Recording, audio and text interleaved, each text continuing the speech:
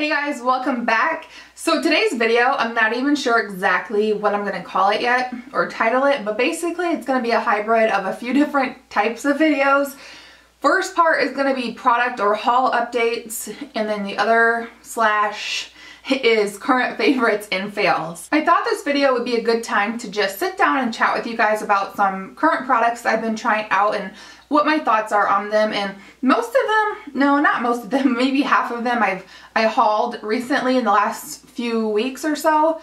And then the other ones I have not hauled yet, but I've been really using and I have really good opinions on them and thoughts on them. So yeah, I'm just going to share that stuff with you today. First up, I have the Maybelline Dream Velvet Soft Matte Hydrating Foundation, and my shade is 05 Warm Porcelain. The shade match on this is really great for me. It works really well, but I don't really love this for me having dry skin. This clings to dry patches that I didn't even know that I had.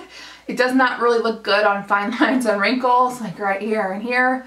It just doesn't, it makes my skin look really textured and crepey, and I've tried it a variety of ways and tried to get it to work, but I just can't get it to work for me. If I could get this to work with a beauty blender or a damp beauty sponge of some sort, which I can't, I feel like that would be the best application, but it just doesn't like go or apply or buff into my skin very well with that method.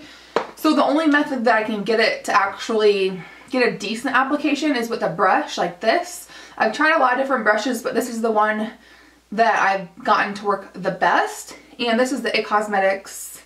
It's just like a dual-ended brush like that, and I find that with this foundation you really have to press and buff pretty aggressively into your skin. Otherwise, on me, in my experience, it just kind of sits there. And then even with the brush application, you can get it a little bit more one with your skin, but it does leave a little bit of brush strokes. It's not this brush, because I know this brush is wonderful and works great with a lot of different foundations, but just not, I just can't get this to apply.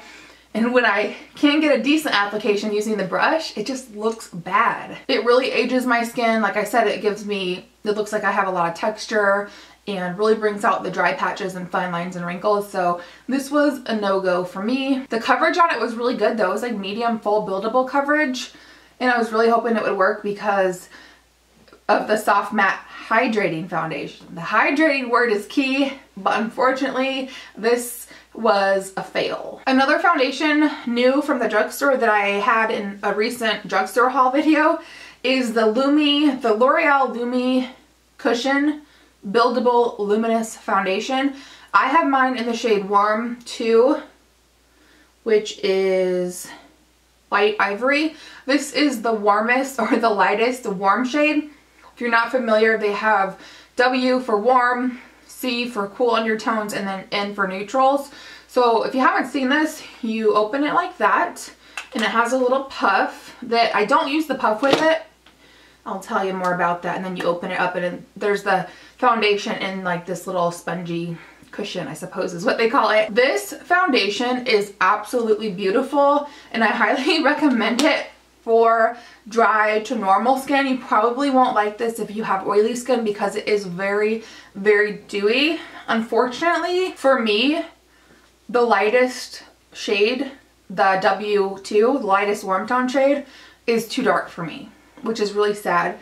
So I did use it a couple times, and what I did was I just took my white, I have this white blush from Illamasqua. It's just like a white powder blush, and I just kind of evened out like the center of my face with the white powder like there, so I didn't have like a harsh makeup line, you know. So I got it to work, but you know, for the price, I think this was like $17 around there. It's just too much fuss if it's too dark for me. So if I ever were to self-tan again, or if I ever do self-tan, I might, you know, give this another try, but it's so beautiful. I found that it lasted, you know, a decent amount of time. It's not the longest wear foundation, but I feel like it lasted, I would say maybe like 5 or 6 hours, and then it started to break down a little bit, but I did set it with powder. And whenever I set something with a powder, it always prolongs the wear of the foundation. So Like I said, not the longest wear foundation, but I was pretty happy with it. I'm not quite done talking about this one, but the powder quickly that I set it with is another new product that I've been really enjoying. So I'll quickly shout that out and then go back to the L'Oreal Lumi Cushion. This is the MAC Pro Longwear Powder Pressed, and I have mine in the shade Light Plus. I really like just dusting this all over my face to set the powder, especially on a foundation that is not super long wear like this one. This is a great combination. I don't go too crazy with this because it can get cakey. I just, like I said, just dust it lightly over to set the face. So going back to the L'Oreal Lumi Cushion, is that what it's called? Lumi Cushion. If you can, okay, let's break it down. If you have dry to normal skin and you like a really beautiful, dewy, luminous, healthy, just beautiful, healthy look to the skin with no sparkle or no glitter, because this doesn't have anything like that in it like the other Lumi liquid does, and you can find a shade that matches you, and you don't mind paying, you know, $17 for half an ounce of product, then I recommend this one for you. But for all the other reasons, because it doesn't match and it's a little bit fussy to get it to match for my pale skin, this was, it's not a fail because I like it. It's just like the pros and the cons I already told you. So boom, there's that. I'll leave it right there at that. Next I have the new Makeup Forever Ultra HD Invisible Cover Concealer. Now, I've heard a lot of buzz about these, and the reviews or the feedback that I've heard is all really, really good, and I definitely agree. I really love this product. Now, these were sent to me, and how they sent them, they sent two different like little sets. One was all R shades, which stands for red or pink undertones, and they actually said, like on the little packet, they said those were correctors, and then the concealers are the Ys or the yellow undertones. So it's basically the same thing, like the same formula, the same consistency, the same exact packaging. It's just a matter of the shade, the red undertone versus the warm undertone. So that's how they determine if it's a corrector or a concealer, but it's the same product.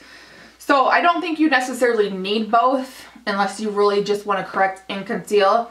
The coverage is really great. It's definitely full coverage, and you think it would be super thick. Like, I thought this was going to be really thick like the Tarte Maracuja Creaseless Concealer, which that stuff is really thick, but it's not. And it has a really nice little tip applicator, so it allows you not to get like too much out on it. And the tiniest bit of product goes a really long way. I don't know if you can see that. So it's not super, super thick, and it's not super, super liquidy or runny. It's a really nice consistency. So I just take the little tip and I just squeeze out a little dot, and then whatever the dot is squeezed out, I just take the applicator without squeezing out more product and just rub it around, and then I will blend it in with like a damp beauty sponge or a concealer brush. I find that it blends out really great with any of those methods. A concealer brush, I've actually just been using the like this brush right here, or the damp beauty or beauty blender, or a Real Technique sponge, or also with your fingers. I find that it blends out really nice with your fingers. It's really not a fussy product at all. It's really easy to work with, really easy to use. So I mostly have been using it under my eyes, as I said, but I've also been using it in the center of my face and around my nose, because I've been a lot more, I guess it's hormones, maybe from being pregnant, but I've been a lot more red around the center of my face, as women tend to get from hormones. Oh, and I forgot to tell you my shade. The shade that I've found that works the best for me is Y23, and then the corrector shade is R22. I don't think you need both of these to get a nice under eye brighten look. Like, I definitely think that you could just get away with using the concealer, the Y shade, because the R shades are pretty pink and salmony colored. So even if you're really pink undertone, you might want to just get the Y if you're looking to brighten up under your eyes. I forgot to talk about creasing. Yes, these crease, and I feel like the formula is more prone to creasing than a lot of other under eye concealers, just because it's really creamy and it's pretty emollient. So just make sure, or keep that in mind. And you know, all concealers crease on me. I don't know if I've ever found one that I can't get away with wearing without setting, so I just set it like I would any other concealer. I wanted to share a little trick with you guys. Even if you put on under eye concealer, corrector concealer, or just concealer under your eyes or whatever, and you go in and set it, and then maybe you're driving and you look in the rearview mirror and you're like, oh shoot, it's creasing, but I already set it. all you have to do, like that's a common problem, all you have to do is just take the warmth of your finger and really gently smooth it out.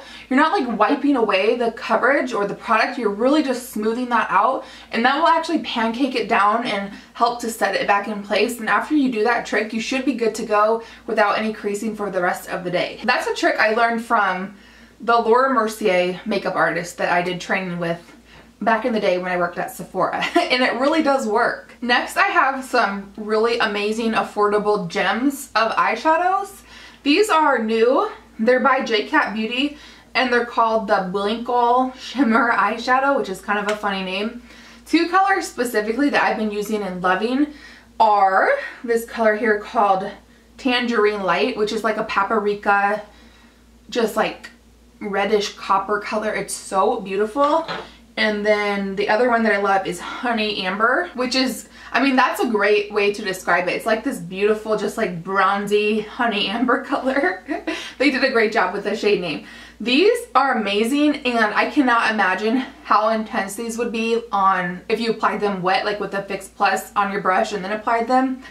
I've been just using these dry, and I just think it's beautiful and metallic and just foiled looking. They are so pigmented. You see that? Watch. So very pigmented, and you know what they remind me of? Wait for it.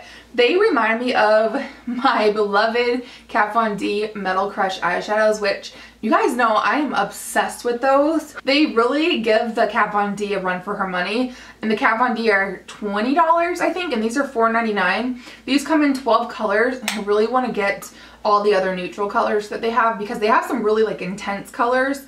But I just love this kind of metallic-y foiled look just for a wash on the lid. I just think it's so beautiful, and then like a color in the crease, and it's such a multi-dimensional look that looks like you really put a lot of effort in and tried really hard, but you didn't. So I highly recommend those. And if you like the Metal Crush eyeshadows by Kat Von D, or if you've been interested in trying them, but you don't want to shell out the 20 bucks, definitely check these out for $5 shot color. And then last, I had to show you this limited edition collection. These are nail polishes, and they're by OPI, collaboration with Hello Kitty.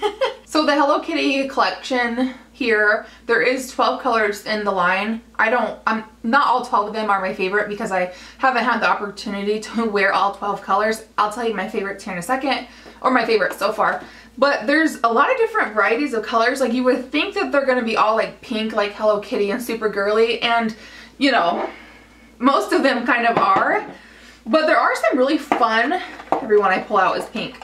There are some different fun colors that aren't pink, like this beautiful blue, My Pal Joey, so cute. That's gonna be a killer summer color, like with a tan. This bright sunshine yellow color is so beautiful. There are a couple like shimmery or glittery shades. Oops. And the packaging is just so cute because it's just like the OPI bottle, but it has the cute little Hello Kitty heads on there, and the names are just darling. The shade that I'm wearing today is called Look at My Bow. So freaking cute. And it's this like pinky lavender color, almost has like a kick of lavender, and it's pretty bright and out there, but not super neon, like a Barbie pink. Definitely Hello Kitty pink. And the other color that I love is this kind of more paley pink color, and it's called Small Plus Cute Equals Heart. So darling. I'm a sucker for Hello Kitty. I don't care. Like I'll be 90 in my rocking chair and be obsessed with Hello Kitty. I just love Hello Kitty. She's so girly and so fun, and it just reminds me of being a little girl and collecting Hello Kitty stuff like I did. So if you, like me, are a Hello Kitty lover and fanatic, definitely pick up some of the shades out of this Hello Kitty collaboration with OPI. And I love OPI nail polish. It's my favorite formula. You just can't go wrong. It's so creamy. I love the brush shape because the brush is just easy to work with, and I just can't recommend it enough. And now it's with Hello Kitty. Alright guys, so those are the products that I had for today's video. Kind of like a mishmash of haul, product updates, and current favorites and fails. So I hope you enjoyed, and if you guys like this little video, I can make it into a series possibly and do this every couple weeks or every so often when I actually accumulate some decent products, or products that I have had time to, you know, put to use and give you guys my feedback on. And I also thought this was a good time, like in this video was a good time for me to just sit down and talk to you about products, specifically products like the foundations that I can't really do, or I mean I could do like a full review on them, but it's kind of pointless because it just doesn't work out for me and it looks like crap on my skin, this one. And the L'Oreal one just is too dark for me, so I can't really test it on its own and review it on its own because I do have to mix it with like white products, white powder products like I told you guys. There's really not a good time to really share about these kind of products with you. So I just wanted to incorporate them in a video, a time where we can all come together and I can share with you like how they're working out for me and stuff like that. And of course, you guys have to let me know if you've tried any of these products and what your thoughts are on them, because that's helpful for other readers, because I know not everybody has the same skin type or skin color or whatever. And yeah, maybe a product that didn't work for me will work for you guys and vice versa. So let me know. Thank you guys so much for watching. I hope you guys are all having a great day, and I'll see you later.